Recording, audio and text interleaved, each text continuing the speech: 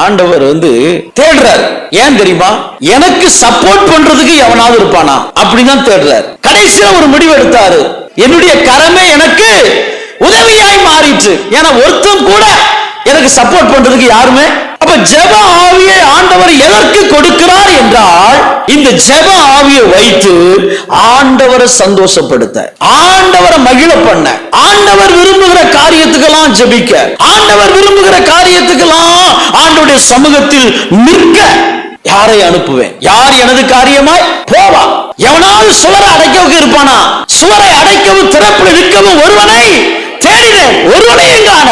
எத்தனை வசனங்கள் சொன்ன பிறகும் மறுபடியும் உட்கார்ந்து, ஆண்டவரே என் வயிற்று வலிக்காய் ஜெபம் பண்ற ஆண்டவரே, வயிற்று வலிக்காக ஜெபம் பண்றதை விட்டுட்டு, ஆண்டவரே இந்த வயிற்று வலி எனக்கு தந்ததுக்காய் ஸ்தோத்திரம், ஆண்டவரே இந்த கஷ்டத்தை எனக்குன்னு ஸ்பெஷலா என்னை நம்பி கொடுத்ததுக்காய். வாய் திறக்க மாட்டேது பாருங்க. உங்களுக்கு வர கஷ்டம் அடுத்த வீட்டுக்காரங்க கொடுக்கிறாரு ஆண்டவர்? கொடுக்கல. அப்ப நீங்க எப்படிப்பட்டவங்க? 50 கிலோ வெயிட்ட சுமக்கிறவங்கன்னு உங்களை நம்பி 50 கிலோ வெயிட்ட கொடுத்துட்டாரு. அடுத்தவங்களை பார்த்தாரு, ஐயோ இது 5 கிலோ கூட தேராது, அதனால 2 கிலோ மாத்திரம் வெயிட் கொடுப்போம், ரொம்ப கொடுத்தா சோர்ந்து போயிடும். உங்களுக்கு ஏன் இவ்வளவு வெயிட் கொடுக்கிறார்?